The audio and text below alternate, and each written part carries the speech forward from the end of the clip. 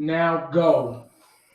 Welcome to the roundtable, guys. It's been 4 weeks, but we want to thank you, first of all, for giving a piece of your Saturday. The roundtable is back. It's been 4 weeks, guys. Please do not forget the host in the show on his channel, Dallas Cowboy Fan 1980. If your light flickers, it's because he has too much power. Fifth quarter Cowboys, my Cowboys family, and your host tonight, Dallas Cowboy Football News. That is I. Thank you guys once again for joining us. Yes, it's been 4 weeks. Dallas Cowboy Fan 1980. I'm sure you've done videos on your channel and talked about this on your Facebook page, Twitter page. The draft. How did you feel about the draft? Wow, it's been 4 weeks since we made. Oh my God, that's hard to believe. That lets you know how fast time goes. Like seriously. Once again, guys, we're back. We got something to talk about. It is Mother's Day weekend. I've been celebrating Mother's Day since Thursday, so it's been a long weekend for me. But anyway, guys, we haven't made a video since the draft. Wow. Y'all know me. I don't really grade the draft. I just agreed with it. You know. We got what we got, and that's the bottom line. If you want to hear more, that's what you're not going to hear more from me. You're going to hear more from the other guys on here. So that's all I got with the draft. Y'all know me. I'm incognito when it comes down to the draft. No more draft hype from 1980. No more. Now it's time for these young guys to get in here and let the past do the talking. Ask me when training camp starts. That's when you ask me, guys. But hey, thank you for having me, guys. Thank y'all for jumping aboard. I got football news with me. I got fifth quarter Cowboys, DJ Crown J, and I got Dallas Cowboy family, my Cowboys family in here. So, guys, let's get this show on the road, man. I'm ready to go. Fifth quarter Cowboys. Been the rookies are in the house. 31 rookies are at the Star in Frisco. Mike Weber might already have a knee injury, MRI tomorrow. Besides that, what is your take on these rookies so far, fifth quarter? Man. Nah, seriously,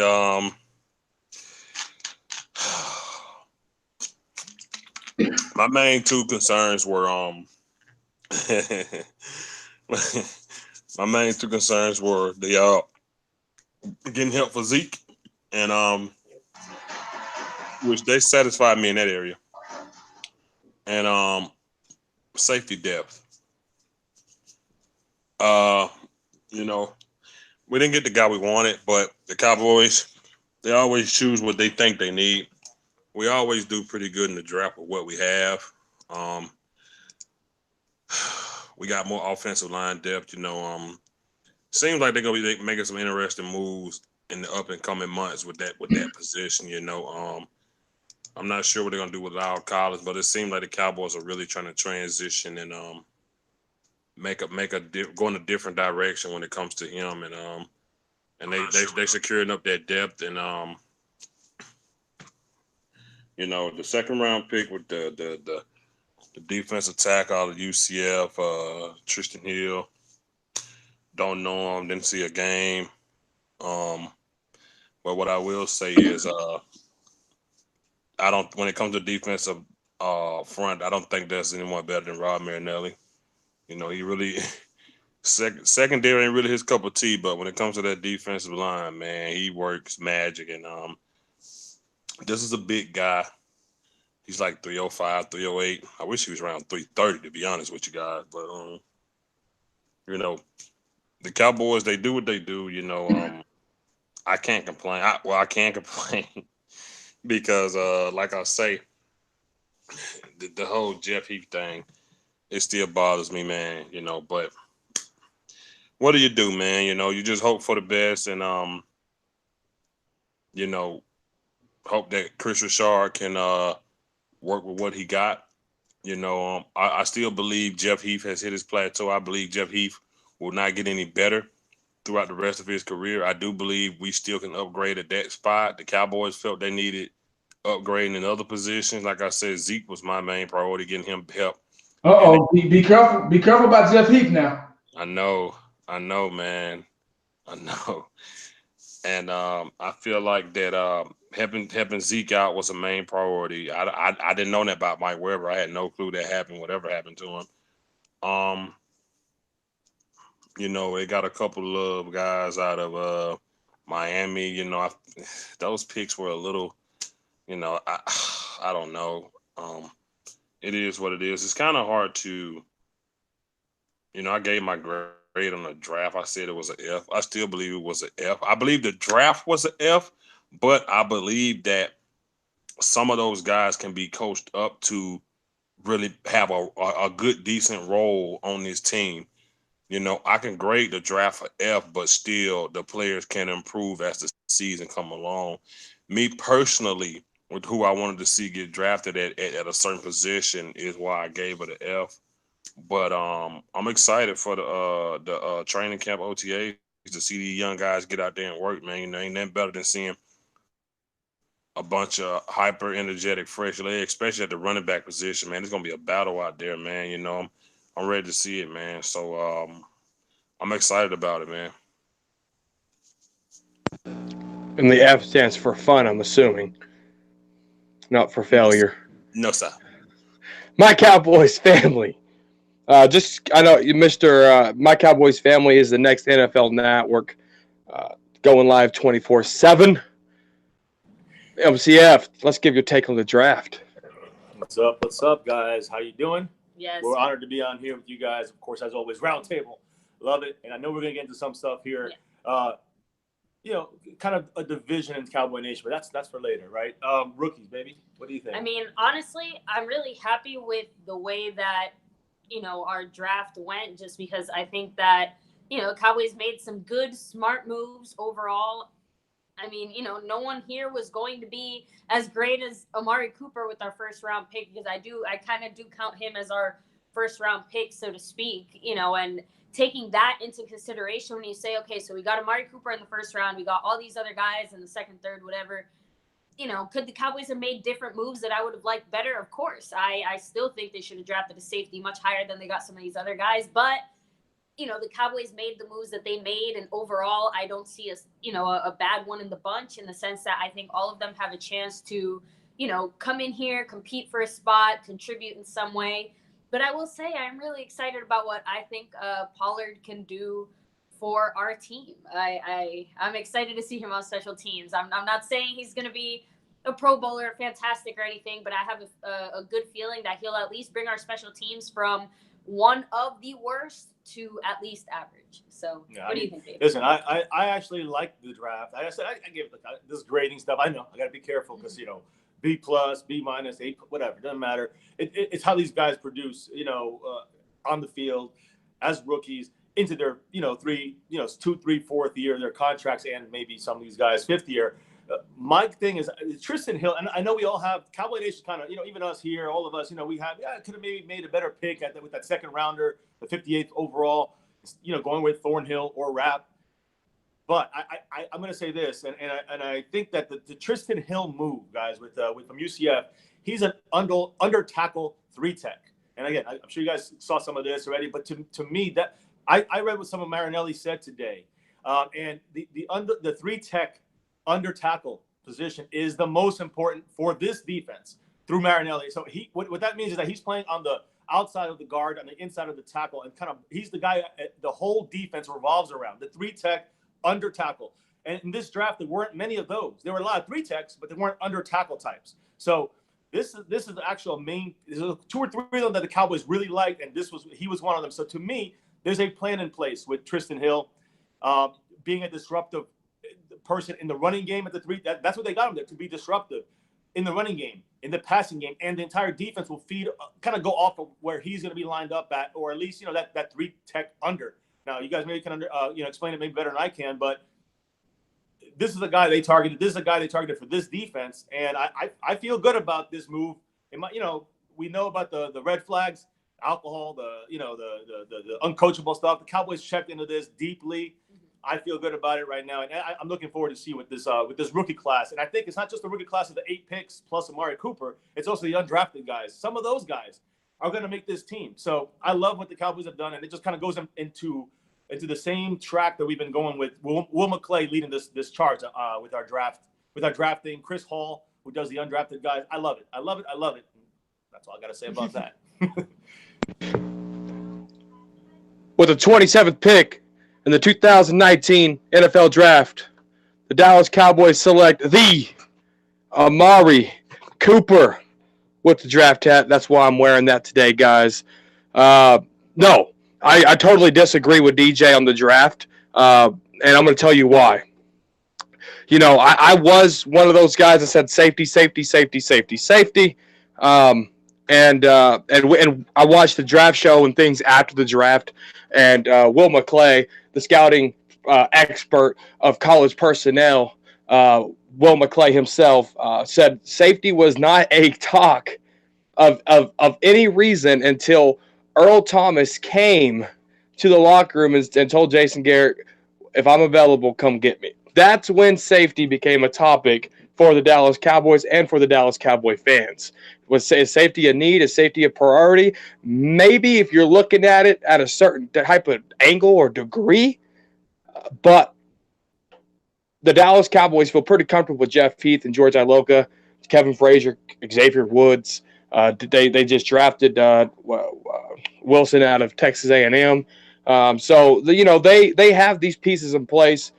Safety was not a huge concern for them. Now, they did battle it out with their second-round pick, debating on whether they're going to take a safety or Tristan Hill, and obviously they took Tristan Hill. Last year, my pet cat was Dalton Schultz. I went to battle with these guys right here on this panel and let them know who Dalton Schultz was. Dalton Schultz was my pet cat last year.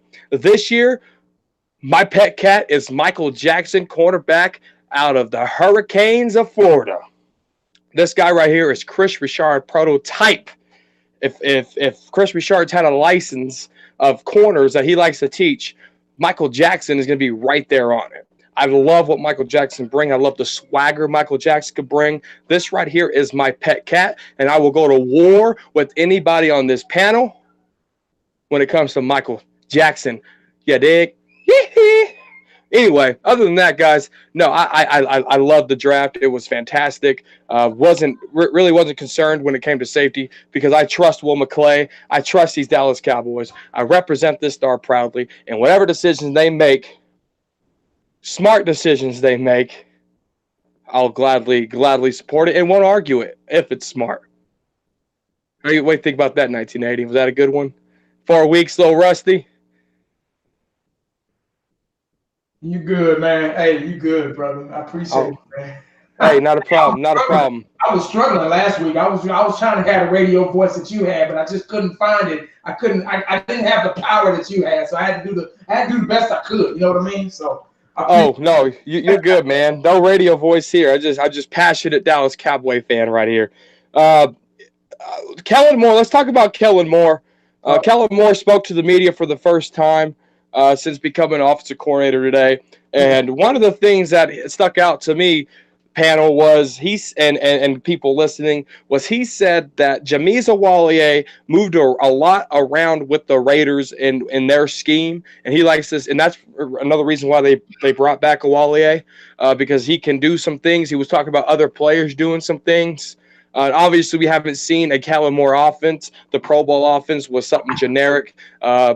Really probably didn't run 0 plays out of a Kellen Moore offense at that Pro Bowl there, just because there's so many rules and tweaks and turns that you have to do. But now, are we, panel, and I'm going to start with my Cowboys family first on this, Kellen Moore, can he really propel this offense with no experience as an offensive coordinator? Can he really propel this offense into something special? Baby, what do you think? Go ahead and go first, baby. I got some Kellen Moore kind of info here, but go ahead, baby. I mean, can he? I should damn sure hope so. That's the best way to put it. I am hopeful that the Cowboys are seeing something in him that means yes, he can. Otherwise, he wouldn't have gotten the job, right? I mean, that's it. It's make or break. This is the NFL. He might only get one shot. Who knows? Maybe the Cowboys will fire him after 1 year if he stinks it up so bad. Who knows? But, I do think they put him in there with the expectation of success. I mean, all the feedback that we've heard about Kellen Moore. I mean, Michael Irving made a comment not too long ago about how Zeke changed his mind about Kellen Moore. Michael Irving said he was ready to go off about Kellen Moore. He said, and then I talked to Zeke, and Zeke said, Kellen Moore really listens to us and our feedback. Like give him a chance. Just watch him. And that, for Michael Irving to, listen to Zeke and really take that seriously and say, you know what? Let me give Kellen Moore a chance. I think Cowboy Nation, let's give Kellen Moore a chance. I do think he's going to be able to do it. And like you brought up DCFN, we signed Olawale. We extended him for 2 more years when all he did was diddly squat this past year. So obviously we have a plan to use him. We know what he can do, and we're hoping to use him a little differently than we did last year, which means we're going to see a few different changes. So I think Kellen Moore is a big catalyst of that. Baby, what do you think? I mean, I think that it's a good sign where we're, the first steps of the Kellen Moore era, so to speak. I've seen some things, I've heard some things where, again, hearing what Zeke said about listening to the players, the players kind of know what they're going to get with him. It's more of a question for me is how much will he be allowed to do stuff on this team with Garrett still kind of, coaching for his life. So I think that like Linehan, he's going to, he doesn't have much. I think it was Jerry Jones, Stephen Jones, the front office that kind of told Garrett, let Linehan dig his own grave, so to speak, last year. And this year, I kind of see it being like, hey, Jason Garrett, they're going to say, hey, back off, let Kellen Moore at least start off and see what he can do. Again, we said pre-snap stuff, motion. I think Kitna is part of this as well with getting Dak better, better footwork, better, accuracy, fixing up some things he's still lacking. And in the end, I think that, with Kellen Moore and his influence, again, you could talk about the rookies, you could talk about Cobb, you could talk about all these other new pieces we got, and it's all going to help. I think we're in good shape with Kellen Moore. I just want to see it on the field. I want to make sure we see it. I know he said today the big change is he has to talk a lot more. Well, yeah, I mean, you better be ready for that, Kellen Moore. You got to talk a shitload more because, you got to talk to the entire team. You got to lead this team through Dak. So I want to see more leadership from Kellen Moore in the sense from the coaching perspective. But again, all this we got to see on the field. Holding my breath a little bit on Kellen Moore, but it's better than Linehan. Can't be worse, right? I'm in. I'm in with more. Let's go. Fifth quarter. No, not yet. Not yet. All right. Oh, not yet. Fifth quarter Cowboys. Can you say in more we trust?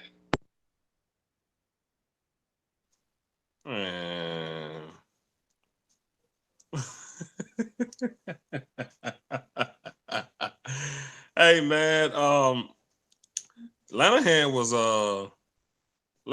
was old school and stubborn.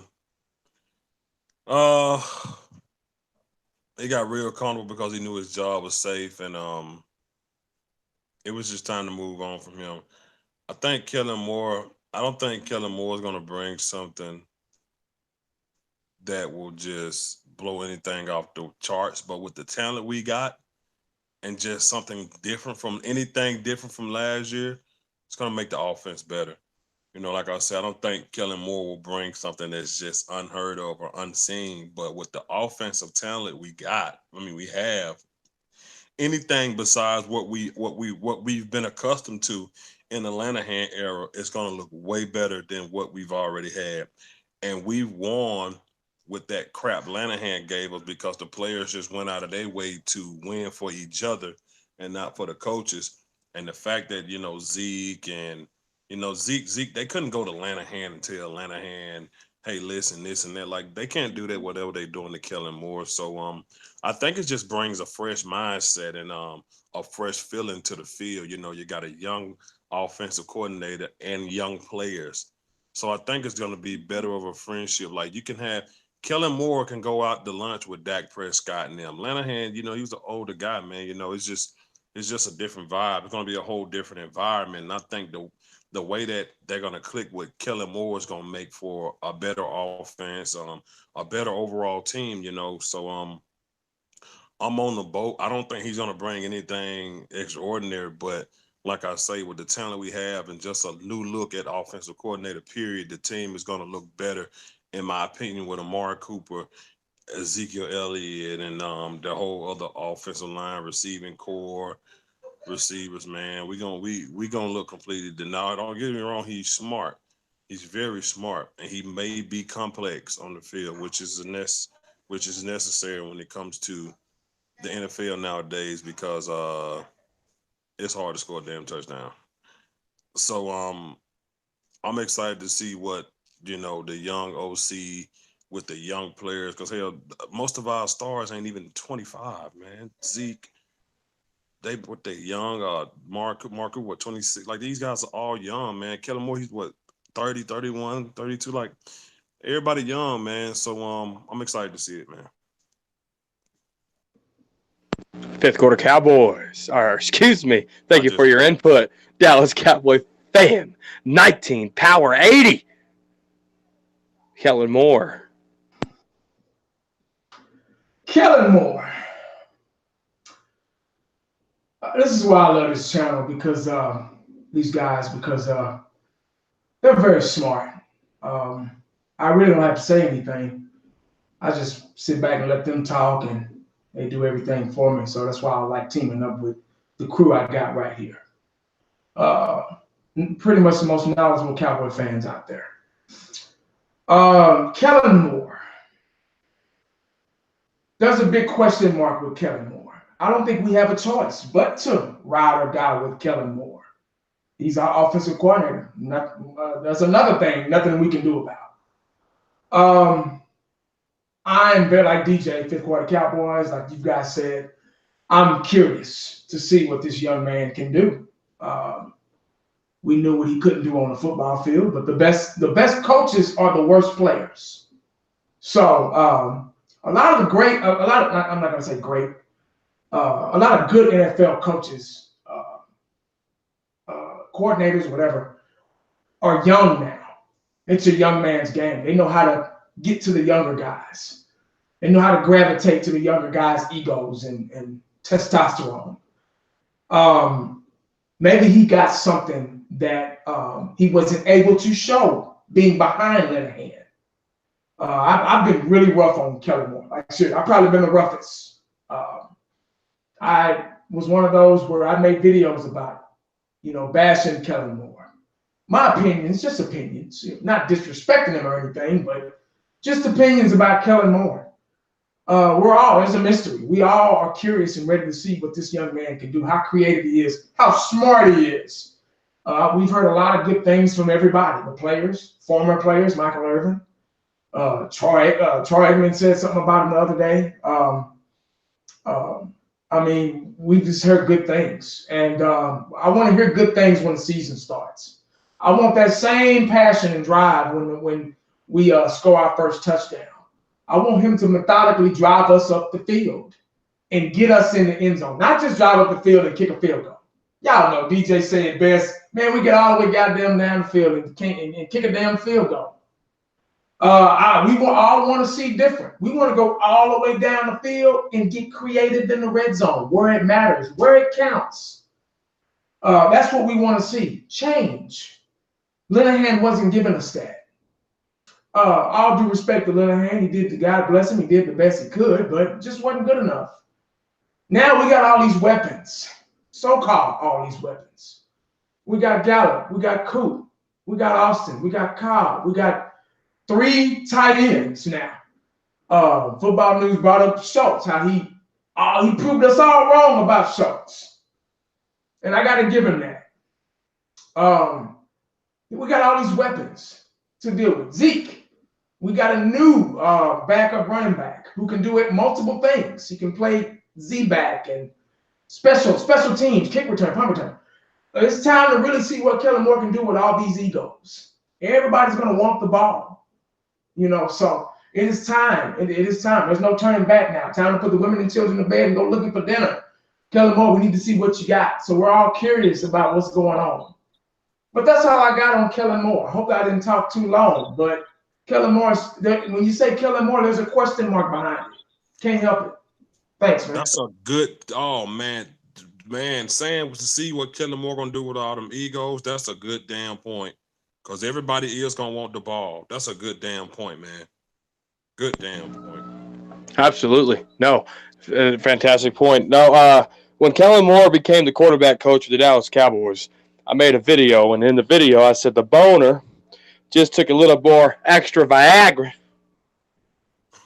for Kellen Moore, and I really can't tell if Dak Prescott under Kellen Moore's leadership as a quarterback coach digressed or improved in just 1 year. So I don't know if Kellen Moore flunked in that area or not, because that's kind of behind the scenes of it all. Because Dak's mechanics from Mississippi State to the NFL really hasn't changed. So I can't really judge Kellen Moore off that 1 year performance, either if he helped or digressed Dak Prescott. But right here, it's going to be a lot easier to grade Kellen Moore because he's the one calling the plays. And one thing the Dallas Cowboys struggled on, they were 26th in the National Football League in red zone scoring. They're about as bad as DJ on Madden when it comes to red zone scoring. And maybe that's because that's the Kellen Moore's playbook he's using, or the Scott Linehan's playbook he's using. I don't know.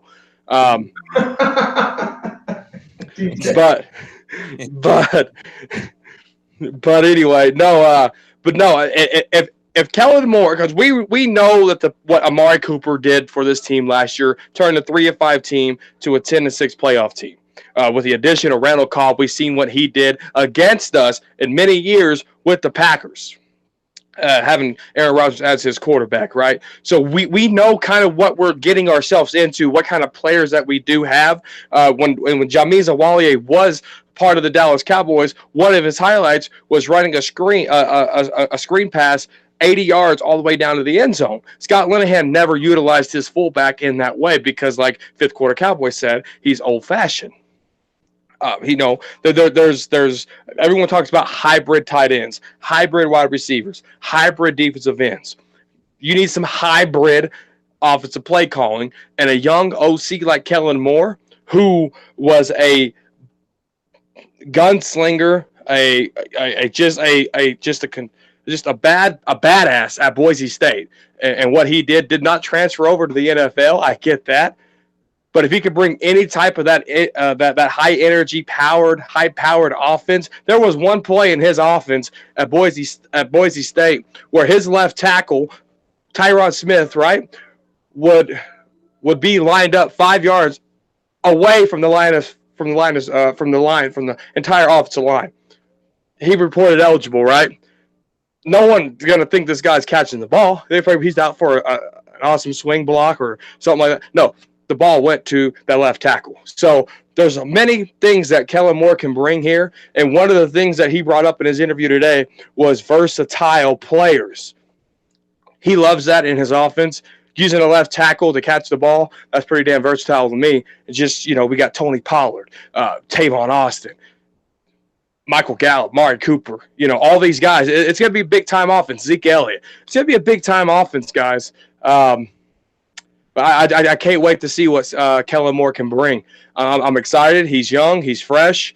He's still a little wet behind the ears. And Jason Garrett wasn't that bad of an offensive coordinator, coaching up Tony Romo and those guys back in the day. So I think Jason, he has a really good mentor in John Kitna, in Jason Witten, and the tight ends coach. They all played quarterback. And so I think it's going to be good offense for the Dallas Cowboys.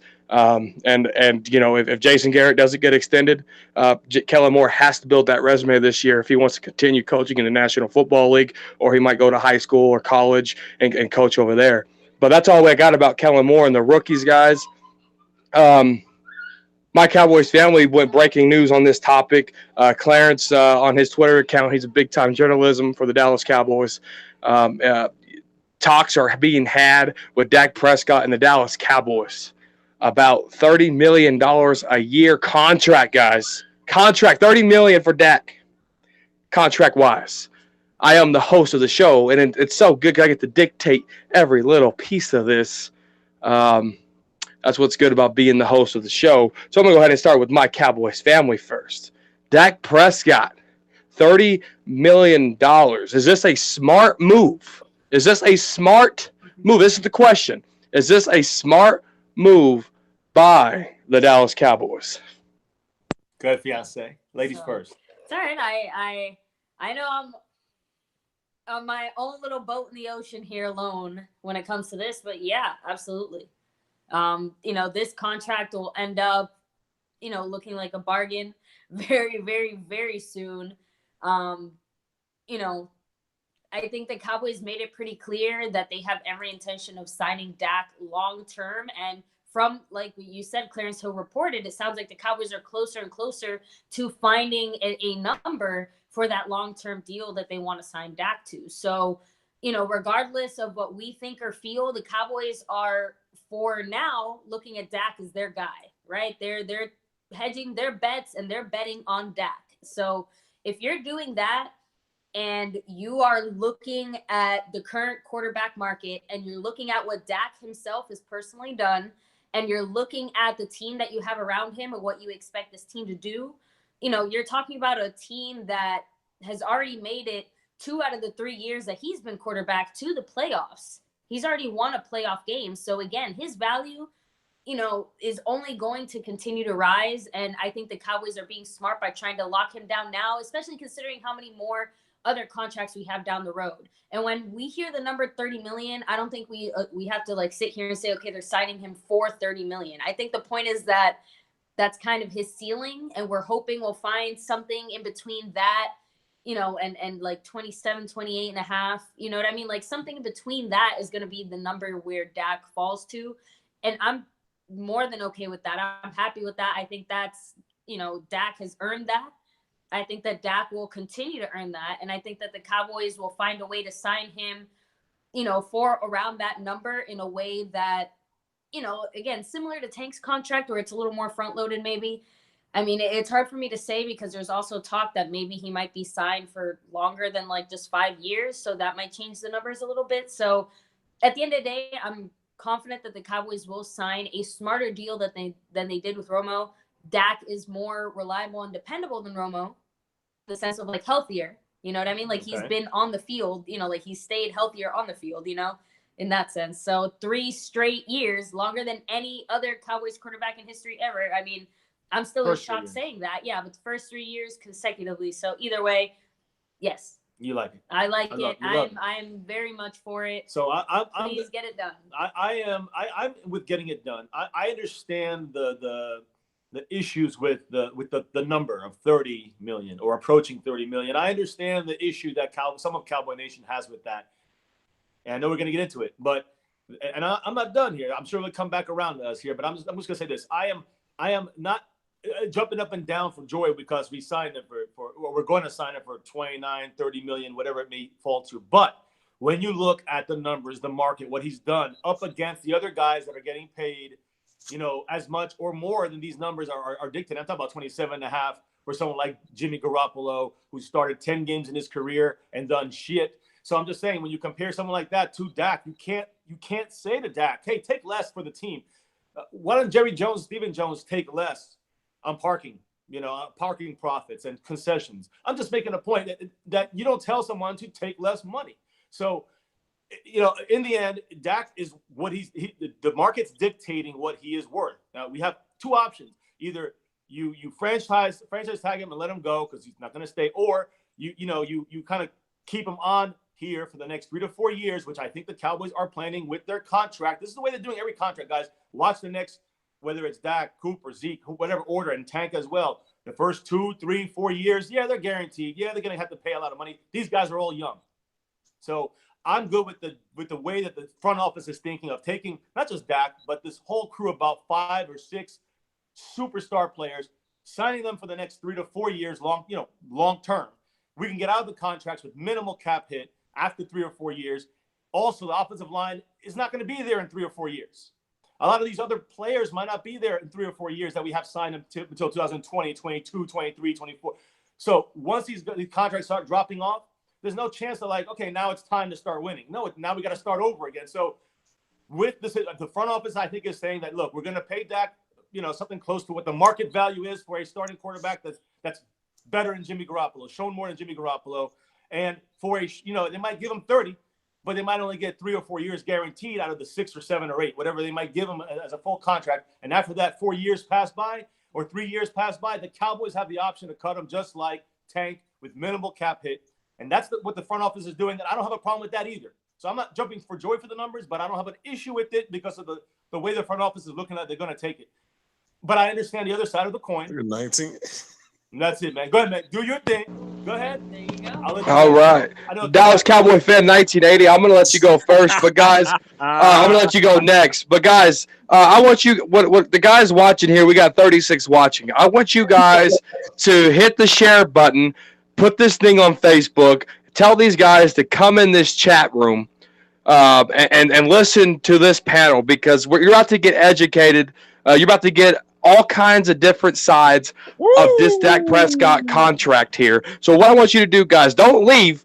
I just want you to hit share, minimize the video where it's down at the bottom of your screen, go to your Facebook page, go to your Twitter, your Instagram, share this link, tell these guys to get in here if they want to get educated on Dak Prescott situation. Dallas Cowboy fan 1980, I would let you go next on this topic. Is Dak's $30 million average a year contract smart? Is this a smart move by the Dallas Cowboys?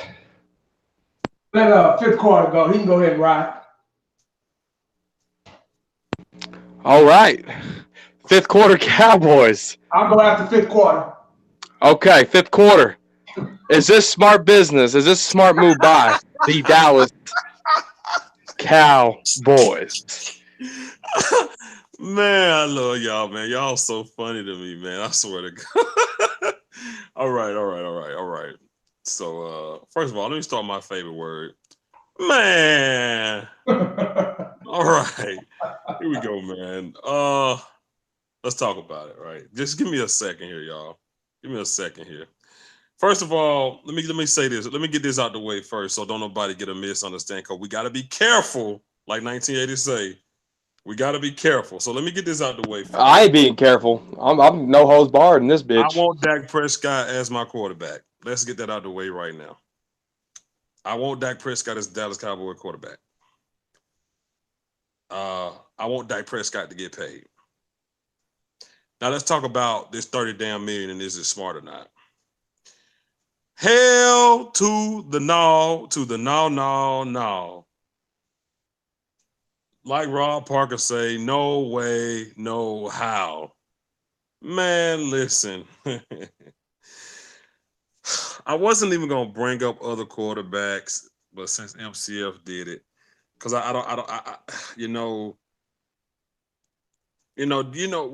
we bring up other quarterbacks, it's like me trying to sell you a car.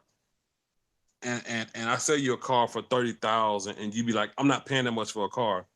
And then I say, well, the other dealerships sell that car for $30,000 too. The hell that got to do with me? So let me talk about it, man. It's called business. I didn't interrupt nobody. I just don't want to be interrupted. Thank you. No interruptions. We'll open it up for rebuttal when everybody talks. All right. Let's take the gloves off, man. And I hate to do this because I really just hopped on the Dak Prescott train, man. I really hate to do this. We want to bring up other quarterbacks. Okay, let's talk about Dak Prescott and the money. The money. First of all, anybody that talks to you about Dak Prescott getting $30 million, they never tell you why. They just say, oh, it's because what the NFL is paying quarterbacks. That's what they tell you. There's no gun to Jerry Jones or Stephen Jones' head to make them give Dak Prescott $30. That $30 million. There's no nothing. They just say because that's the NFL. Okay.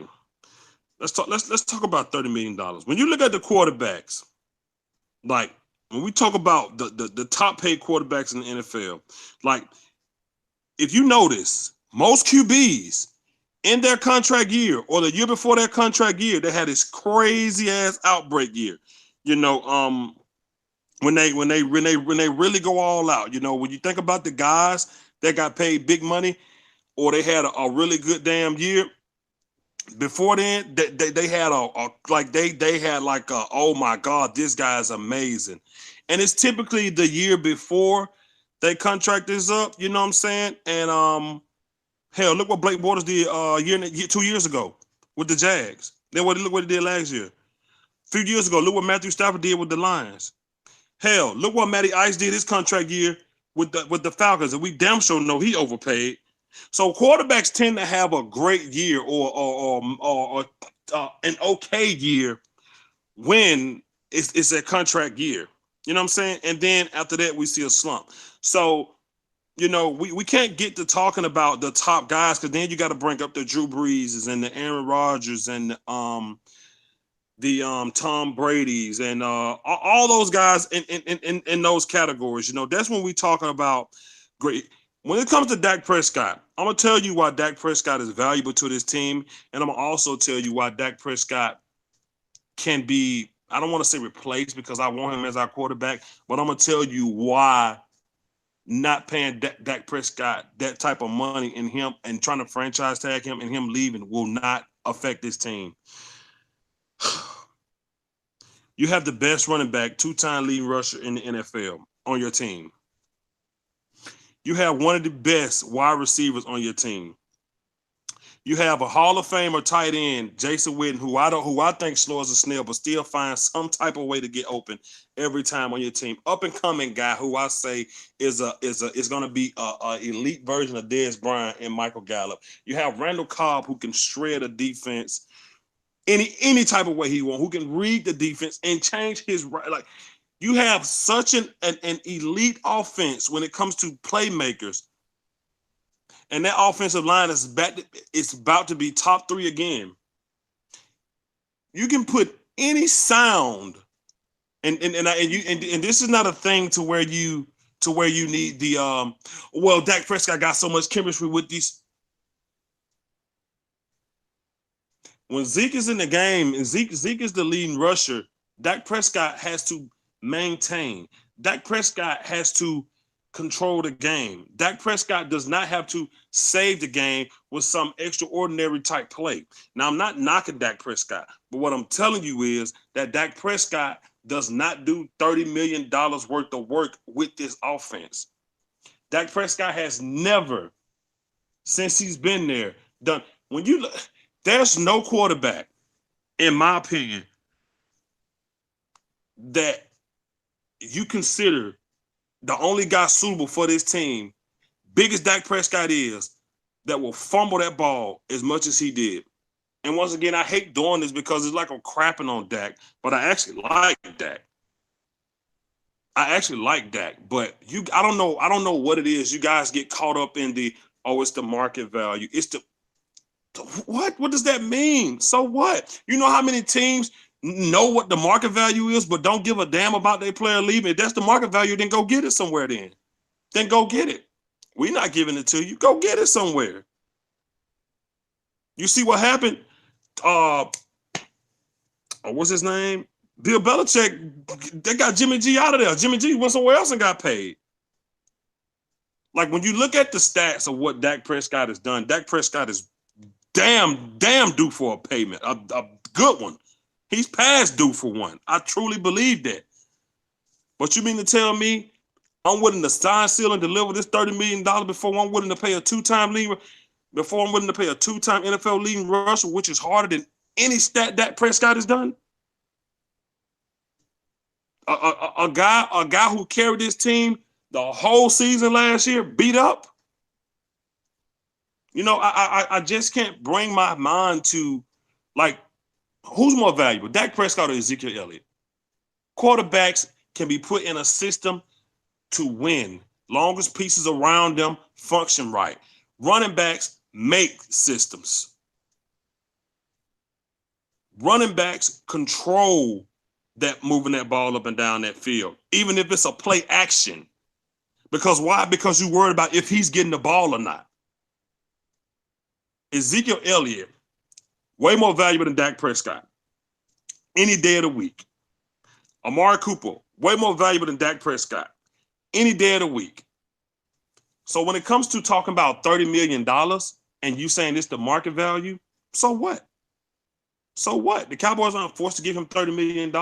You give him your offer, which should be way lower than $30 million because you have more than one guy to pay. And I understand that the cap goes up every year, but you know what? So does player value when they have a good season. If every team could pay everybody, then every team would be elite. So don't give me the cap is a myth thing. No, it's not, because if that's the case, everybody have elite players all over their team. You can't pay everybody. You just can't, man. Everybody want max dollars. Everybody want max dollars, man. You know what I'm saying? I'm pretty sure Football News is going to dig deeper in the stats with this, but this is just right off the head right now. I got other stuff, but I'm waiting on a rebuttal that I think is coming to lay the smack down on that.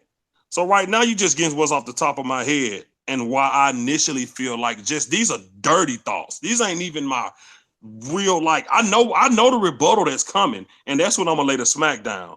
So for right now, that's all I got, bro. You can go ahead, 1980. 1980. Dallas Cowboys. Dak Prescott, $30 million a year. Is this a smart move? That's the question. Is this a smart move? Oh, here we go. I knew this was coming. I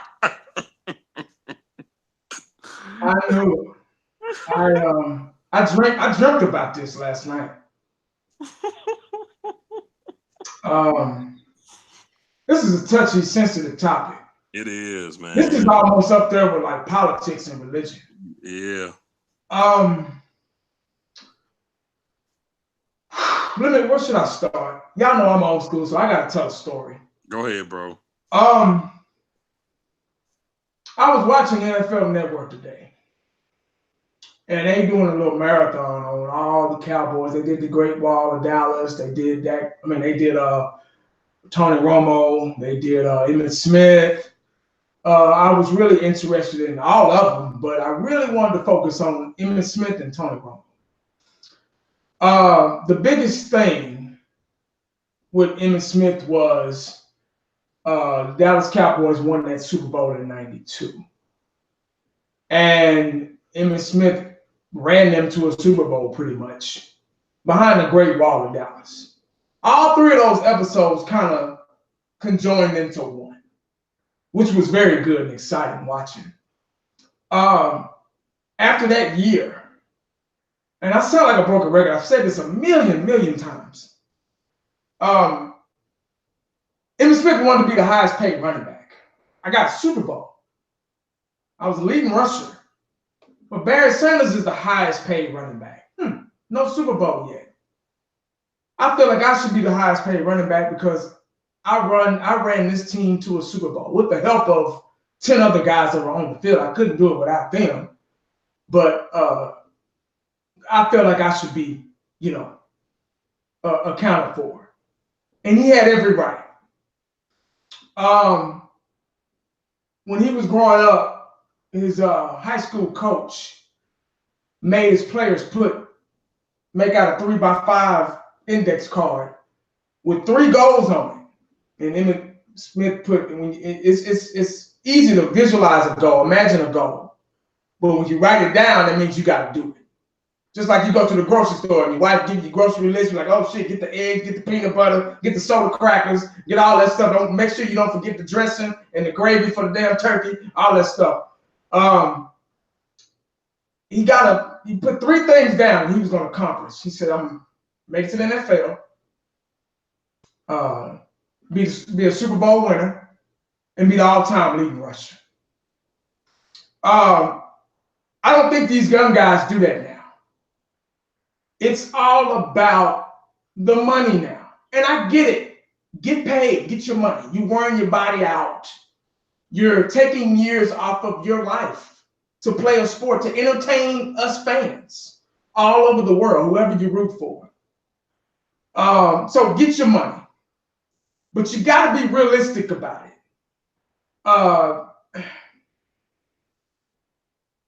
$30 million.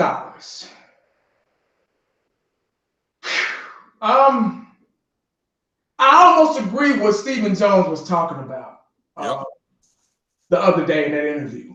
Mm-hmm. Hard to do that. Hard to agree with the Joneses. But on this occasion, I did. Now, I really hate talking about another man's pocketbook. I can't stand it because I don't want nobody in my pocket.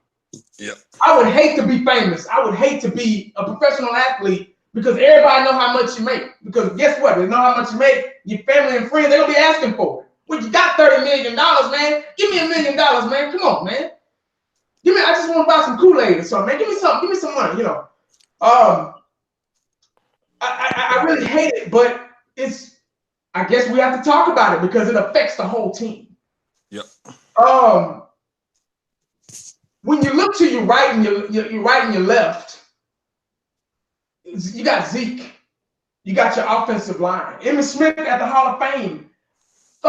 He thanked every single last offensive line. Mark Tuinei, the late great Mark Tuinei, Eric Williams, Larry Allen, Kevin Gogan, Giesick, Stugnosky, Nate Newton. He named them all. He said, I want to thank y'all for making those holes for me. I want to thank y'all for doing that for me so I can run the glory, so I can be standing here today. Without y'all, I would be standing here today. The frame of mind of an athlete now, it's tainted by social media, hype, money. Everybody gets in their head. They're okay at first. I mean, man, get in the NFL. You make it to the NFL, dog, and play a good couple of years, man. Ask for your money, man, and hold out. They don't even care about winning no more, winning championships. Because like I said before, championships pacify greed. You get what I'm saying? So a lot of these guys are just waiting. I mean, they just like actors, you know, they get through the door on those innocent little kid shows, and then once they get through the door and they grow up a little bit, they twerking and stuff on videos and yada yada. I'm not gonna say no names, but y'all know what I'm talking about. It's you got to be realistic. You got other teammates on the team, and $30 million is a little much. It's just a little much because, like Stephen Jones said, we're trying to put rings on these guys' fingers. Right now, we got the team. We got that perfect antidote to go to a Super Bowl on both sides of the ball. We even got good coaching now. Can you believe it? With the exception of Jason Garrett, but everybody else is doing the work for him, so we can outplay him. But we got the perfect antidote for a Super Bowl team right now, guys. And if Dak deserves it, the question, now, I hate to go here. Me personally, I think he does. Not $30 million. I'm with DJ. I think he does deserve a big time, a bigger contract, of course. Just not $30 million. That's our guy. Yep. That's gonna be our guy. There's nobody else on the Dallas Cowboy roster. They didn't draft a quarterback. There's nobody else that is gonna come here. The Dallas Cowboys have invested too much mental stock into Dak Prescott. Dak Prescott's a leader. There's no quarterback, including in NFL history and including today, that doesn't go games without throwing interceptions. They don't go games without throwing incomplete passes.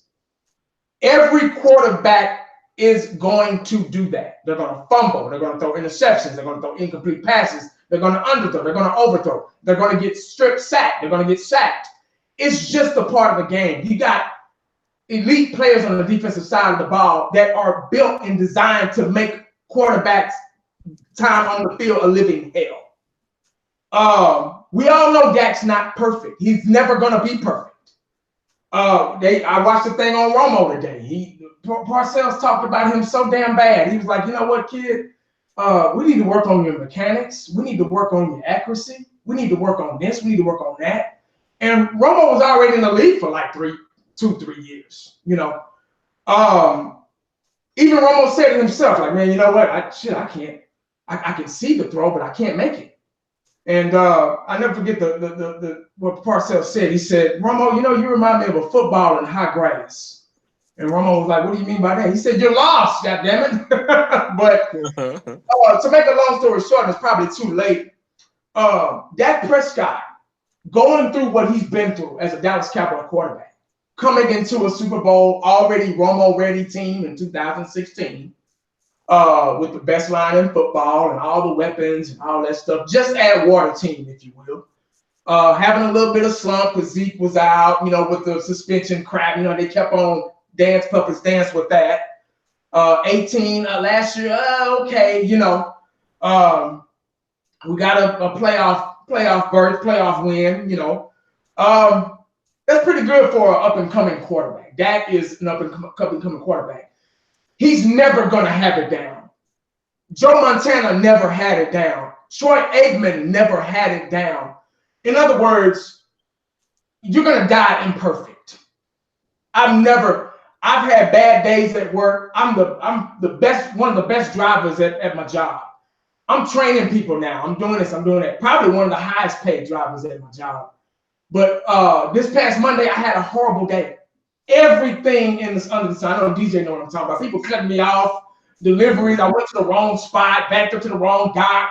I mean, I was making mistakes that rookies, that new hires would make.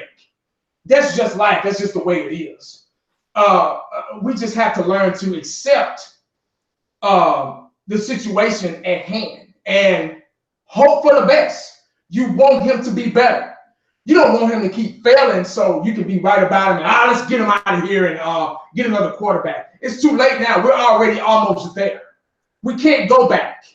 Dak's right here. He's ready. He has potential. And that's all we need is potential. We want him to be great. He will never be perfect, but he'll be great one day.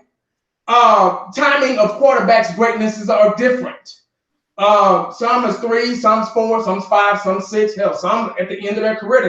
John Elway didn't make it to a Super Bowl to the end of his career. And John Elway is one of the best quarterbacks that ever played the game. Hell yeah. You know what I mean? So you just gotta think outside the box and be like, okay, there's nothing I can do about Dak. Unfortunately, there's nothing we can do about Dak's money. Hopefully he won't get paid $30 million. But I just hope and pray that they're gonna take a little bit. What Shannon Sharp say? A hometown discount. Because we need it. We got other guys on this team that are perfect for what we got. We don't want to bring anybody else in. Because what's gonna happen when you bring somebody else in? They're not gonna know what's going on, and we're gonna take a step back. Oh, I gotta train this guy. Fuck! I just got through training this guy. Oh shit! I got a new guy starting. Hell, football news, you know about that. You one of the lead managers at your job. You know how it is when you training somebody. You're like, damn, I just got through training this guy. Now I got to train somebody else. This guy has potential. Don't get rid of him. Let me hold on to him. And but I'm sorry, guys, if I'm talking too long. It's really touchy about the Dak. I just had to respectively hit all the points so everybody can understand about the Dak Prescott situation. God forgive me, man. I appreciate y'all letting me run my mouth like that. All right. Nothing but knowledge here on this roundtable, guys. Let me bring you back to 2015. Week 1, New York Giants, Dallas Cowboys, Sunday Night Football. My brother's a big-time Giant fan. We were sitting there, and one of the questions that was brought up before the game started was, man, what's life going to be like without Tony Romo? My brother said the same thing about Eli Manning. Tony Romo went down. We drafted Dak that previous draft, whatever, 4th round. The Dallas Cowboys passed on him. Dallas Cowboys passed on him. Dallas Cowboys passed on him. Dallas Cowboys got him in the 4th round. I did send a official Grizzly. He said, hey, who should we draft in the 4th round? I even texted him. I said, there's a guy named Dak Prescott out of Mississippi State that we should go get. The Cowboys went to go get him. Did a video on Dak Prescott. Fundamentals were off. He can't set his feet. The ball tends to oversell. So that tape for Mississippi State, you watch the tape now, that hasn't changed. The question at hand is this a smart move by the Dallas Cowboys? And the answer is absolutely not. It is not a smart move by the Dallas Cowboys. Now, I'm reading the chat. I'm looking here. Who if you're not going to pay Dak, then who's going to be next? Well, let me get into this. Let me break this down for you here. And the reason why it's not a smart move by the Dallas Cowboys is there's 225s that hurt Dak Prescott. But before I get into what hurts Dak Prescott, I want to get into what Dak Prescott resume looks like, right? 48 games played. He's 32-16. Fantastic numbers for a quarterback. It really is. You look at his completion percentage, career-wise, that's 66.1. Very good. Very good. You got 67 touchdowns. Very good. 25 interceptions. Man, Dak, you know how to take care of that ball. Then we get into those 25s. And what I'm looking for, and I'm not going to talk about rushing touchdowns for an NFL quarterback because that's kind of like a bonus that's going to wear your quarterback down in time. So it's better to let's just not count that, because if we're going to talk about rushing touchdowns, then we should just pay Dak like a running back and not a quarterback. Because I'm basing the quarterback on his arm, because that's what a quarterback does. The quarterback throws the football. And that's what I'm going to base Dak Prescott on. The running stuff, that's just a bonus. 25s. There's two 25s that hurt Dak Prescott. Now, like I said, I'm going to judge Dak Prescott off what he can do, and this is why it's not a smart move by the Dallas Cowboys. There's two 25s that hurt Dak Prescott. The first 25 is 40 yards or more in one play. Dak Prescott, out of those games that I just said, 48 games, he only has 25 plays that are 40 yards or more. 25 plays, 40 yards or more. That's horrible numbers. The other 25, out of 48 games, 25 career fumbles. That is not $30 million elite quarterback money. If the quarterback can't control the ball, you look at his interceptions, 25 interceptions, 20. He has 50 turnovers, and he has 67 touchdowns. He's damn near Mark Sanchez. I'll give you one, and then I'll throw one. I'll give you one, and then I'll throw one. That's damn near Tim Tebow money. Dak Prescott cannot take care of the football. He can't. He had 12 fumbles, and he lost 9 just last year.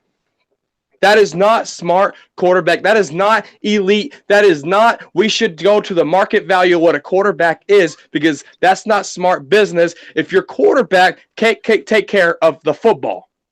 Now, we look and see what Dak Prescott has. Now, obviously, I get it. Football is a team sport. I played football. If somebody knocked me smooth on my ass, I got up, and my brothers told me the number who knocked me smooth out. And the next play, I'm going to that number, and I'm going to give him a piece of my mind, too.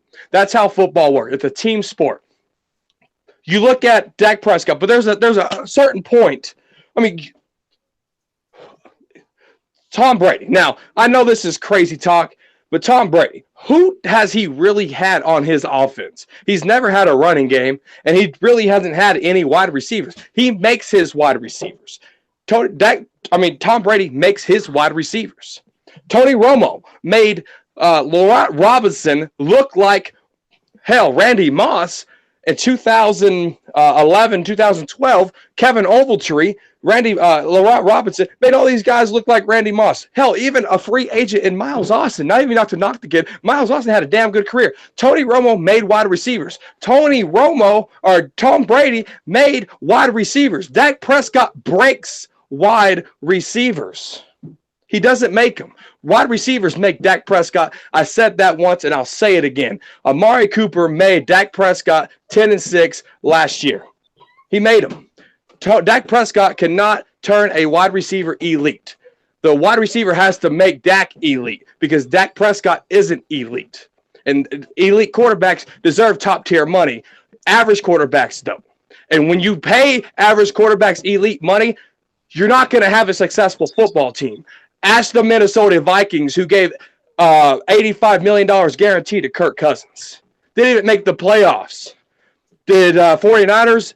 Their quarterback got hurt. You can't blame that on them. Look at the top-tier quarterbacks paying all this team until you know what you have. Now, I'm not even – Patrick Mahomes, 50 touchdowns in 1 year. Fantastic, Patrick Mahomes. But you got to prove me more than that before I pay you top-tier money. You throw freaking 150 touchdowns in 3 years? Damn, I'm paying you $50 million a year. You see what I'm saying? That's the difference. That's what we're working with. Just because the average of what something is doesn't make it right. It doesn't. Great Value corn is 57 cents a can. The top brand is 98 cents.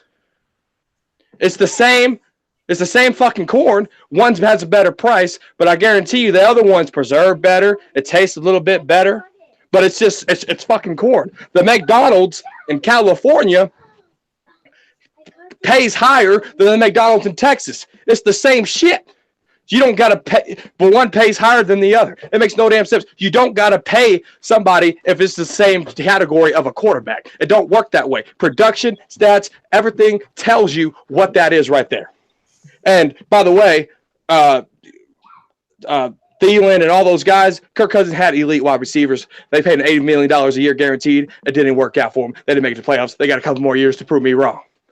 But that's the difference right there of why this isn't a smart move. Now, who are you going to get, DCFN? I go back to my story. I ain't know who we're going to get when Tony Romo left. We got a guy named Dak Prescott. He's game managed for 3 years. That's all he's been is a game manager. He 14 career game-winning drive. Tell me how many yards Ezekiel Elliott had in that game. Tell me if Ezekiel Elliott was even in that game. Tell me the ball that was underthrown against Philadelphia and that the cornerback deflected and Amari Cooper went to go get the ball. Like I said, Amari Cooper made Dak Prescott. Tell me other reasons besides 14 game-winning drives that Dak Prescott had. Anyway, back now. Like DJ, if Dak's our quarterback, I can't control what the Cowboys do, obviously. But as a fan, this is my perspective. This is what I'm looking at. Obviously, if Dak's our quarterback, Dak's our quarterback. I'm going to critique him if he is. Hell, even if he isn't. That's just the way the fan base works. It's called fanatics. We are fanatics. It's what we do. If we were all yes men, the fan base of the Dallas Cowboys or of any organization would be boring. It is not a smart move by the Dallas Cowboys. Now, who are we going to get, DCFN? Look what the Redskins did. I don't know if their rookie quarterback's going to be anything. They franchised, and then they let him go. Why can't we do that with Dak? Why can't we? And the first franchise with Dak Prescott is $22.5 million. I'm happy with that. Oh, I'm ecstatic for that. The second franchise tag is sitting about $28 million. So you're not even touching 30. You're giving Dak what he deserves. $22 million here, $28 million there. That's perfect for me. That averages $24 million. That is what Dak gets, in my opinion. Then you evaluate it. You keep evaluating it, and somebody just might fucking fall in your lap. Because that's exactly what happened to us when we got a game manager in Dak Prescott. Rebuttal time. Hey, I want to make sure we get a chance to rebuttal here, guys. I've been waiting patiently, and we got MCF's got to talk here a little more logic. All right, a little more logic in here. All right, because right now I see, it's all good. I'm glad everyone is saying their thoughts. And baby, I don't know if you want to make a comment about the whole. I mean, I gotta say, it's a little bit hard to know where to start. No, let me say this. First of all, there's a lot of things to kind of unravel here. But if you're going to count stats, if you're going to count the fumbles, you're going to count the rushing touchdowns. That's part of that. That's like saying that you have a versatile player who can run and catch the ball, but you're not going to count one or the other. Again, part of what makes part of his game so great is his running. The rushing ability makes him a dual threat. That's part of Dak's game. And yes, it's not throwing the ball by definition, obviously, but it's part of his passing game. So I'm sorry, you can't just hack off part of the stats because it suits your narrative, DCFN. Now, when it comes to his gameplay on the field, he's showing you intangibles, how to win with shit. And I mean shit. I mean offensive coordinator. I mean foundational stuff. That was a receiver by committee. A broken offensive line the last year and a half. What I'm saying here is that you guys are ignoring these things that Dak has shown us already. Now, yes, does he need improvement? I agree with you guys. That'd be great. If we can sign him for 20, we can franchise tag him 22 and then 28. Good luck keeping Dak Prescott here. If he wins a Super Bowl, forget about it, man. Forget about it. I mean, again, you don't know how he's going to respond to that next year. I'm not saying that is a reason not to to give him money or not give him money. But when you guys say $30 million, you guys are thinking about $30 million as a number on itself, right? You're not thinking about $30 million of how it's going to break down when it comes to our salary cap in the next 4 years or so. You guys are ignoring the facts that we get $10 million a year added on top of the cap. Going to have almost $100 million open next year on the cap as of this moment. If we get Dak, it goes down to 70. ish, whatever it breaks down. And it's not just 30 million every single time. It's, you know, it might be by this third or fourth year of his contract, there'll be minimal cap damage. And that's the key. Tony Romo's cap damage, Des Bryant's cap damage was done towards the end of their contracts. That's the difference you guys are missing on this round, this turnaround, this you know, ride by Stephen Jones, the changes here. And I do believe that they're not gonna fuck themselves, fuck the star this time around, even with the very high contracts we have here looming on the Cowboys. And I know I've said this before, I said this 2 months ago, we can get all the guys if we wanted to and still have, listen, the offensive line will not be here in 4 years. I don't know what you guys are playing for. I've heard, I wanted to hear some options. I want to hear some other, I hear a lot of, well, let's get rid of him. Well, he's not worth it, but I don't hear any other options. I don't know. I just told you. You said, I don't know. You said, let's see what the Redskins did. The Redskins ain't won shit. So I'm just saying right now, what I'm saying is that Kirk Cousins is gone. He didn't do anything. We got, you know, I'm not saying he's good or bad. My point is, and is that he was soured. The point is, you know what Dak has done? Yeah, he won 33 games for us in the last 3 years. All those fumbles that you want to talk about, that's when he was behind an offensive line that was 26th in passing and pass protection. Guys, he got sacked 55 times. He lost the ball 6 times out of those 55. You're really going to get mad at him when and this was all these things were with Linehan running the shit. How many seconds did he hold the ball? Dak is responsible for his fumbles. I agree, but in 1980. In the end, he's got room for improvement. Listen, hey, you guys can laugh. Everyone has room to I just want to say one thing. You guys are saying $30 million last 5 months, and that's not smart. I just want to say one thing. All due respect to everybody on the panel, but let's not use the Redskins as an example because they're in a rebuilding process and they can pretty much do what the hell they want to do as far as drafting and everything. We're there. They're in a rebuilding process. Okay, first of all, the rebuttal came at me, so I'm going to go ahead and back up my rebuttal, and then fifth quarter Cowboys, I'll let you sell away if MCF is good. Yes, sir. But absolutely, no. Okay, so the reason why I didn't want to bring up the rushing touchdowns and using the legs of Dak Prescott, because that can instantly get taken away with one hit. Dak Prescott was smelling ammonia strips, almost a concussion mode. Not good. So I kind of want to limit that away from him and use that ability to play quarterback. Because that, like I said, it's a bonus. I called that thing a bonus. And that bonus can be easily taken away with one good fucking hit to the knee or to the head. That could happen as a quarterback. But quarterbacks are more protected. So the concussion part of it all, until you're a runner, hit the quarterback in the head, it's going to tack on 15 yards. We got to know the rules in the National Football League. Quarterbacks are protected if they stay in that pocket. That's the whole point of that. That's why it's a bonus.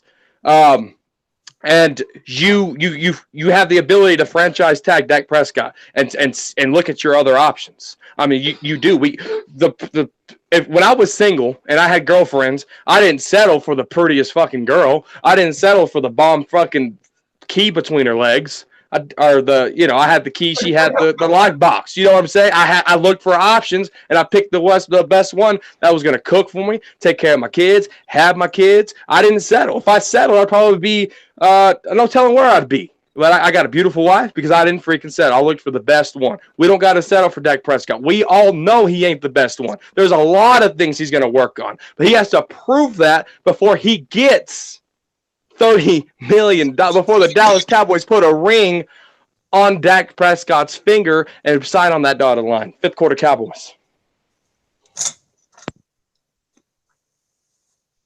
Man, 1980, you said it was going to be rough, man. I told you, brother. Be careful. Be careful. All right. Y'all know. You're getting this shit thrown at you now.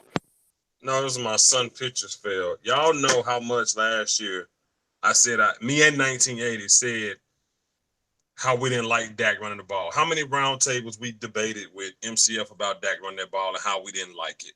We said it so many times. 1980 said, trust me, they don't want to run the ball and get hit. He said it a million times. Yes, sir. Yeah. And I'm still going to stand by right now and agree with DCFN. and I'm not going to include that in part of his game. You know why? You know what Michael Vick said? Wrong. Michael Vick said, I wish I hadn't done all that running. He said, I wish I hadn't. He sure did. He said he did that. He said everybody liked it because it looked good, but he said it got him right where he at now on the couch. Doesn't matter what they want, it's what they do. No. Okay. So, like I say, I'm not going to include that in part of his game because Carson Wentz was known for being a big bomber. He can bomb it like nobody else. But when he tried to run that touchdown, what happened? ACL, MCL, LBC, ABC, everything up in there got tore up. And him being a bomber,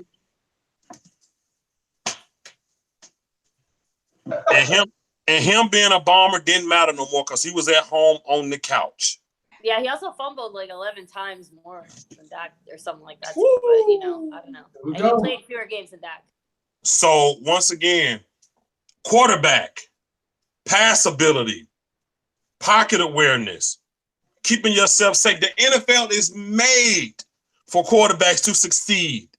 It's made for them to succeed. Mini round tape. This is not new. I preached last year how I didn't like Dak running when y'all guys said that y'all liked him running 5 and 6, 7 plays. I said, hell no, because Dak Prescott should be a quarterback. He should know how to throw the ball when it's necessary. I preached it then. I'm preaching it now. That should not be included and why Dak Prescott deserves $30 million because the Eagles' first rounder, who they plan on paying all that money, can't stay on the field because he decided to run. And let me say another thing. I don't give a damn if Dak Prescott had me on his offensive line and got sacked 100 times. That ain't got nothing to do with him tucking that ball and holding it and not dropping it. That has nothing to do with that. Dak Prescott's a big boy. He know how to handle that. What I don't see we get away from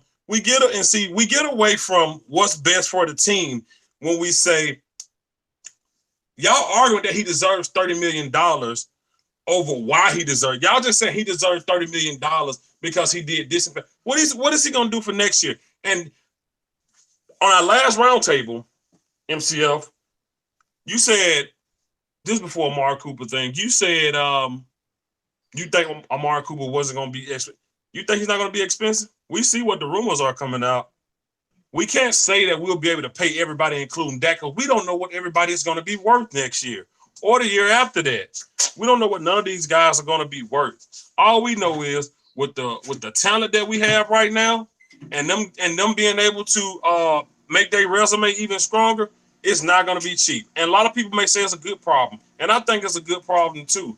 But us that's saying we want Dak Prescott, but we don't want them to overpay Dak Prescott because quarterbacks that get paid in their contract year seem to have a damn slump after that. Like all of them. Like you bringing up other QBs. Look what Matty Ice did when he got paid. Look what he did. He's invisible. Look what happened. So like I said, I think fans follow the philosophy of if we pay this dude, it's going to improve his pay. It doesn't work like that. Like, we don't know what Zeke is going to want. We don't know what Amari Cooper, we don't know what these guys is going to want, man. The only thing is, I don't care how much the cap go up. These ain't the only guys we got to pay. We got a whole team to pay. And if you don't keep your offensive line paid, we know how that goes. We don't know what these guys are going to want. So what I'm just doing, I'm just trying to stay on the safe side to be assured that we can sew these guys up. Like I said, I want Dak to get paid. I'm glad we got Dak Prescott, man. Like I told y'all, he turned into a warrior at the end of the season last year. I was hella impressed. And the first thing I did was jump on my channel and praise Dak for what he did.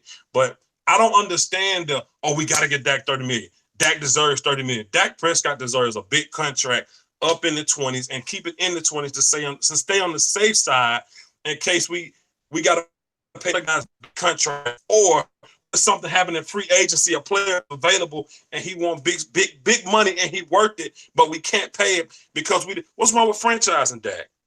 And you said we franchise Dak here. Good luck with that for Dak staying. So what? Let him go. If we franchise Dak Prescott 22, then we franchise him again at 28, and he still wants to leave, then he don't give a damn about the start. Let him go. So what, man? Y'all say it's the star of everything until it's one of y'all favorite players, and then it's like, oh, that's an exception to the rule. I'm for the team, Incorrect. man. I'm for the Incorrect, team. man. Star over everything, and keeping Dak is part of the star over everything. Those are facts. And that's why. And see, I knew this was gonna happen, and that's why I started. My first words was, first of all, let me say this right now. I want Dak Prescott. Those were the first words I said. First words I said. I heard it. But And if that's what the first not words, at the expense. then you got to pay him $29.5 million if you want him, man. No, you don't. You don't have to. You can franchise tag him. Well, that's what the Cowboys do. You can franchise tag Dak Prescott. Now, I think people are getting confused. Obviously, Dak, if Cowboys and all these guys are talking about $30 million, obviously it's going to happen. This is a fan perspective of why it's going to happen and why the Cowboys are making a dumb move. Obviously, Dak's going to get his $30 million. It's already been reported. It's in the fucking works. You're missing the point here. We're arguing why it's a dumb move. Go ahead, fifth quarter Cowboys. Yeah, I'm not arguing about that. I told y'all, like, if I say Dak Prescott deserves to get paid, and we agree on that, but then I say give Dak $27 million. Oh no, Dak deserves 30. Who how? What's the market value and the touchdown number for a $30 million quarterback? You're also paying for the future on these guys. That's part of the risk. It's still a risk. Anybody get hurt, Captain. Well, and that's why I say you got to play it safe and keep that number very low. You got to play it safe for injury wise in case he becomes trash. You got to do what Stephen Jones said. That's what the contracts are for. The contract is going to keep it like that, man. The contract is in 3 years. And yes, you got to roll the dice for 3 years. This team is built to win now. You don't have to. Hey, MCF, are you in the contract negotiations? Where are you getting 3 years from? What? Are you in the contract negotiations? Look at I'm sorry. Are you? Well, you're the one spitting out 3 years only and all this stuff. No, I'm saying that around 3 to 4 years, again, maybe 5 years, but I'm telling you right now that the Cowboys are setting up contracts. They said it already. They're setting up contracts so they can get out of it after 3 or 4 years. If that's long term, I mean, right now for the next 3 or 4 years, Dak is the guy for this team. If you want to win a Super Bowl, that's all. And I'm not disagreeing with that. That's why I'm not disagreeing with that. I'm just talking about the money. I'm talking about the money. It's a star over everything. Tag Dak will walk. Let him walk. I don't care. Let him walk. He can go. And then again, we're back to square one. Star over everything. We're not back to square one because you got Tua Tagovailoa coming in the draft. You got so many quarterbacks that's gonna be good. Pat Mahomes came in and shut shit down. It's not Dak Prescott is not. That's fine, but Dak Prescott is Dak Prescott is. Tua in there. That's great. In 4 years when he's ready to win a Super Bowl, I hope someone's still around. The rest of the team is not ready to win a Super Bowl. Dak Prescott is not the end of quarterbacks being good. Let's get that out the way. I agree with you. He is not the end. No, you're right. He's the beginning because right now, with him for these next 3 to 4 years, guaranteed. With Zeke, guaranteed. Cooper, and yes, we can afford these guys. Cooper's not getting more than 18 or 19 at most. How do you know that, though? What? How do you know that, though? So I'm asking you. Jones inform me. He might get 20. Julio Jones might get 20. Amari Cooper's not going to get over that. He's not getting 20. Well, I don't know that, so I can't debate that. I don't know that. Well, as of the way that the salary caps and market, that's how people get paid. Market value. That's the way it goes. You guys don't like it, but that's facts. I don't have nothing to business. That's business. And to me, star over everything means Super Bowl as soon as possible. And Dak is the guy for the next 3 or 4 years that can do it. So let me tell you. Let me ask you this: Why the market value for running backs is at its all-time high? Why Pittsburgh tagged Le'Veon Bell and didn't want to pay him then? Since you got to pay him, why they let him go?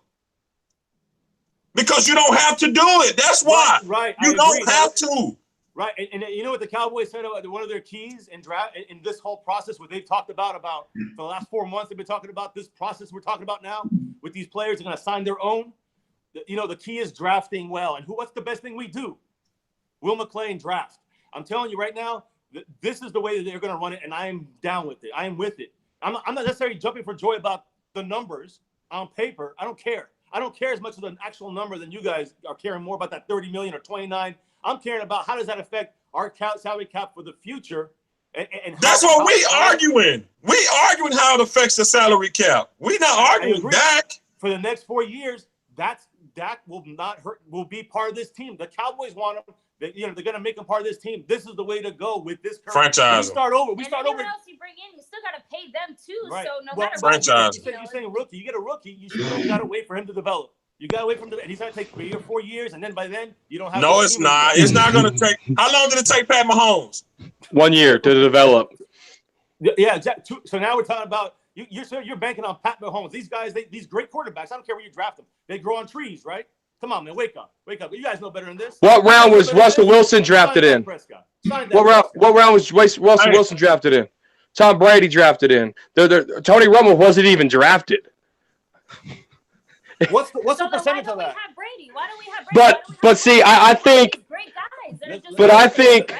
But see, this is what's crazy to me is that can win right now. He can win. This guy has the intangibles. He can win. This is what's crazy to me is when we talk about Dak Prescott's stats. The rebuttal is he had no one to throw to. So if you're paying him probably more than $30 million, who knows what the Cowboys might do? If you're going to pay him more than that, you might not be able to afford Amari Cooper, who he's throwing the ball to. So we're back to square one with the overpriced quarterback. We can't afford Amari Cooper. We can afford Amari Cooper, and we will be able to, guys. LVE, Jalen Smith, Cheeto. You're not going to let Cheeto and Byron both walk. No, you don't know about Cheeto. And then those guys that go. Obviously, you're going to get a safety. It might be a free agent. How is you going to pay him? Franchise Dak Prescott. We still need more pieces on the defensive line. Tank Lawrence ain't going to be there forever. It's only a 5-year deal. Exactly. So you mean to tell me if they franchise Dak, he gonna be sad. He gonna be mad. Good. Franchise Dak Prescott. Good. We can cut him without a big hit. We actually get $21 million back. Franchise. That's the way that all these contracts are going to be. Watch, I guarantee it. Franchise Dak. You got to franchise him. Franchise 1980. We're gonna wrap this thing up. My Cowboys family closing statements. Oh yeah, I can't wait to do my closing statement. You're not gonna let us go last, are you? No, I'm just joking. No, I mean 1980. Does he want to speak? He might want to speak a little more about this. Well, all due respect. Oh God, you guys made some good points about the situation. Let's not get over. Let's not jump off the boat without a life vest. Because right now the season hasn't started. Can't none of us swim. We don't know how this season is going to transpire. The season hasn't started. Hell, training camp ain't even got here yet. No, mini camp ain't even started yet. Only thing that's really started was shorts and t-shirts with the damn rookies the other day. And I ain't really too much care about that because the pads wasn't on. Let's not jump ahead and say, oh, well, you know what, forget it. You know, Dak wants to be a Cowboy. We just got to figure out how to get this deal done at a hometown discount. $30 million is just too much. Yes. We all want Dak. We all want Dak to be a quarterback. There's no question. There's nothing we can do about that. I'm not going to get into a debate with anybody about if Dak's going to be our quarterback. That was like a year, 2 years ago. Dak's already proven to me, my opinion, that he's a good quarterback for this team. He's already in line with. He's already got a good thing going with Amari Cooper. Now that's a topic in its own. Amari Cooper. I don't know if that was a rumor or not, but I know that everybody's saying, everybody up the street is talking about it now. When too many people talk about a rumor, that means it's true because everybody's talking about the same rumor. Now I need to get maxed out. I don't know if it's his agent or whatever, but we just got to hold our horses real quick and let's not jump the gun and say, oh, well, let this guy walk. And we don't want to do that right now. We want to stick with what we got, They just have to figure out, just like Stephen Jones said, we got to figure out how to have these guys not max out. I mean, you get your money. Amari Cooper, let's play a full season first. You might have been lucky last year. Let's play a full season first. Everybody knows Amari Cooper is probably arguably one of the best receivers in the league Love the guy. Love his route running. Love how humble he is. I never forget the interview he had like 2 months ago, and the guy asked him about his money, and he's like, "Oh, I'm not worried about that yet. I'm just focused on the season starting, getting back out there and playing a full season with Dak Prescott." And now it's these rumors are starting to spread. Oh, is his agent? Oh, now I need to be maxed out. I'm like, well, what happened to that Amari Cooper? So it's kind of hard for me to believe that Amari Cooper will be that type of guy, but that's to be determined. I don't know. So I don't know how much stock I need to put into that rumor. But last thing I'm gonna say about Dak, we just need to we need him to be a little realistic. Like seriously, man. There are other guys on your team. I mean, I've said that a million times too. There are other guys on this team that make the medicine work. You get what I'm saying? You got the offensive line, you got the receivers, you got all these weapons and stuff. And all these people, when you throwing the ball, they're going to get it. So you got to be like, okay, I don't need 2 pair of cleats. I just need 1 good pair. Let me get another pair of cleats to my boy because he needs some. Why would I take 2 pair and I know his cleats are falling apart? So why would I be selfish and take 2 pair and I got 1, they brand new. I got another pair that's brand new. Let me give them to him so he can be successful too. That's the whole thing in a nutshell. These players are getting selfish. I understand making your money. Make it, please. But don't let, like I said in Players Club, make the money. Don't let it make you. Because you got to remember, you're not the only one out there playing the sport. Now, if this was basketball, I can understand. Hell, it's only 5 guys on the court at the same time. Sometimes Michael Jordan or Magic Johnson or Larry Bird or whatever, Kobe, would take over the game themselves and score 60, 70 points. I get that, but there's no way you can give one person the credit on a football team, on a football field when it's 11 guys out there at the same time. So that's all I got to really say. Just not 30. Only thing I'm going to say is just not 30 million. That's all.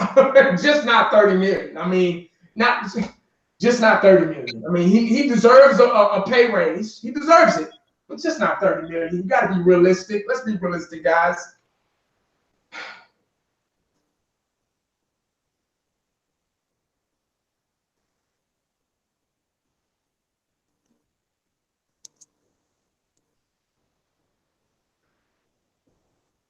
Football news? I've been talking on mute this entire time, guys. I do apologize. Thank you for that. Sorry for missing you earlier. My mind's been crazy. My Cowboys family. Closing statements, please.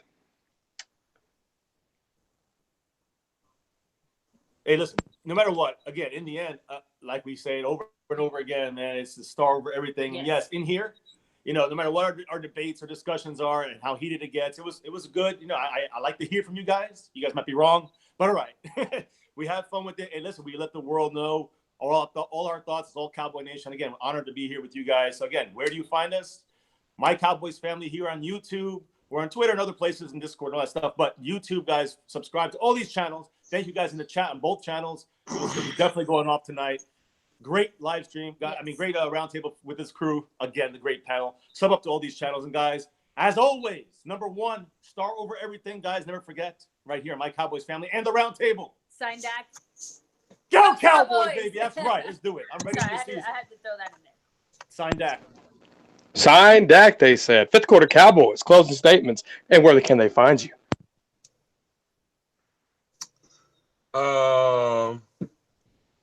Man. Man. Like I said at the beginning of this, I said again, I want Dak Prescott as my quarterback for the 2019 season. No doubt, no question. Wouldn't take nobody else right now. At $30 million, hell no. Hell no. Now, what people got to understand in the chat, because I'm saying I don't want Dak Prescott at $30 million, doesn't mean they not going to give it to him. He's probably going to get it. If not more. If not more. But don't be fooled into thinking if we don't have Dak Prescott, we are doomed. Our offense is so high power right now, man. Without man, listen, man. There are quarterbacks that make less than Dak Prescott that are way more accurate than Dak Prescott. I promise you that.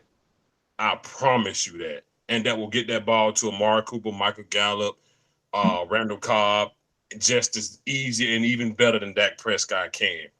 You know, it's just when you get accustomed to things, that's what you're used to, and that's what you want. So don't think Dak Prescott is the end of the world if he wasn't the Dallas Cowboys quarterback. We would be okay. We have a good enough offense that you can insert systematic, mechanically sound quarterback in there, and we would probably still win the NFC East because it's so garbage, and we will have an easy winning record. You know what I'm saying?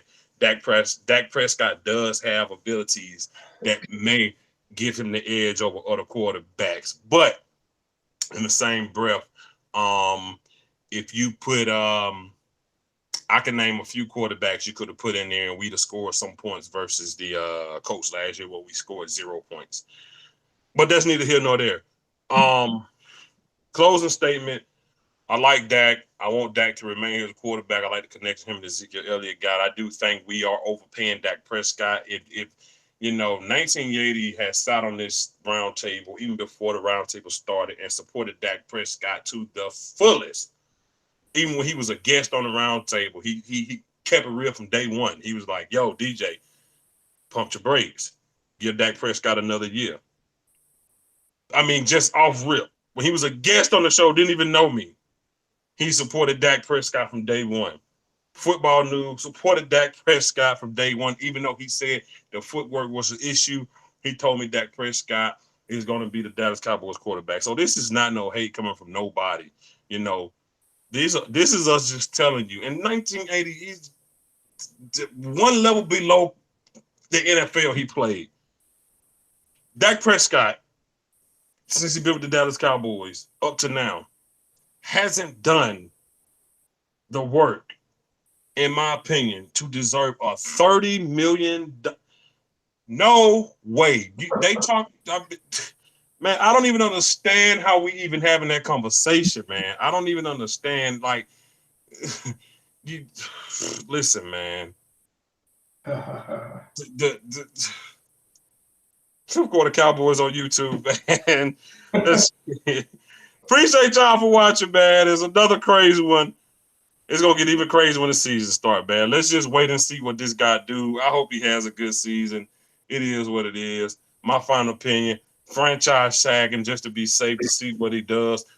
We cannot let these guys back us into a corner, and that's what is going on. We let DeMarcus Lawrence did that shit. The Seahawks let Russell Wilson did that. He gave them a damn date. Now you got Dak Prescott and his damn agent trying to do this shit. This is the damn Dallas Cowboys, and you know Jerry Jones don't take shit from nobody. Do not let Dak Prescott back you into a damn corner into giving him a max deal. He has not earned it. He does not deserve it, but he does deserve a lot of money, just not $30 million. The Cowboys remain strong. Stephen Jones said a lot of more guys got to get paid. You said it's a business. Well, the owners of the business has to keep the business afloat and not give one person every damn egg in the basket. That way, nobody else in the damn yard, no other rabbits can damn eat. They'll be getting little crumbs.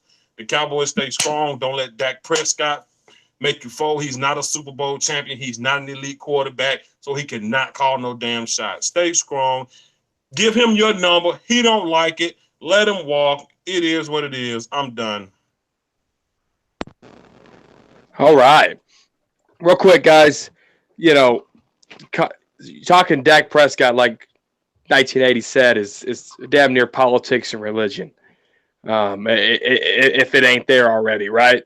And it is what it is. But you know, if you're name calling or saying I lost all respect for a certain somebody just because they have a different view from you, then your brain is probably the size of a pea. All we doing is talking football, and just because we disagree doesn't mean you got to lose respect for somebody.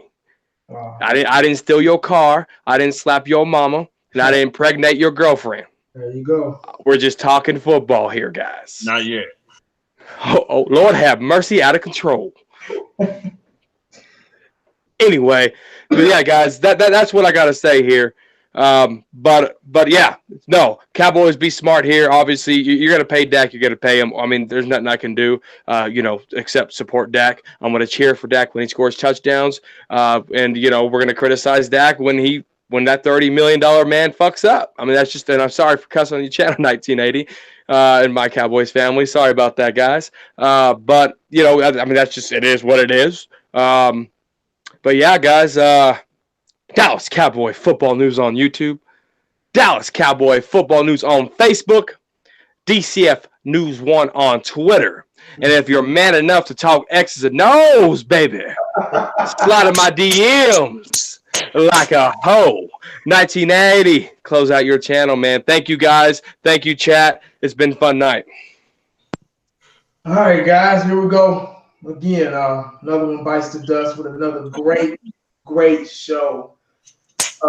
This is what makes being a Cowboy fan magical. Being able to respectively discuss Cowboy news and thoughts about the Dallas Cowboys. That's what we do. We don't work for the Cowboys. We don't play for the Cowboys. Never have, never will. But it's opinionated channels. That's it. Nothing else. It's what we think. Like I say every week, nothing we says is in the Bible or not set in stone or on anybody's gravestone. It's all love, passion, and opinion about our team, America's team, the Dallas Cowboys. My Cowboys family, the hardest working YouTubers out there, every day, going night and day, going live. If you haven't checked them out, make sure you do. Fifth Quarter Cowboys. Tell you like it is, king of the debate. You try to debate with him, you're going to lose. Same thing. No, sir. No, sir. I don't lose. Same thing with football news. The only one that's got sack enough to debate with Fifth Quarter Cowboys. These two guys are, they make the channel. They make the stream. We look forward every week to them going at each other head to head on debating. So they make the channel go round. So they're the heart and soul of this round table. And myself, the mascot, I just kind of hang back in the cut and allow the great minds to do what they Oh, crap. But this is why I love these guys, this channel. We're not doing drive-bys. We're not knocking on nobody's door because we don't agree. We're able to have a respectable debate about the Cowboys, opinion about the Cowboys, and walk away best friends. That's what it's all about. It's all about the Cowboys, not us. Whatever the Cowboys decide to do, they're going to do it. Regardless if we like it or not, they're going to do it. But in closing, guys, after all I said, I want to thank y'all for joining us, man, and make sure y'all tune in every week. We're going to try to keep it every week. If we can't, bless us. We're probably busy or something. But make sure you stay prayed up and Cowboy up, because you never know. All about this boy. I'm out. We out. Peace.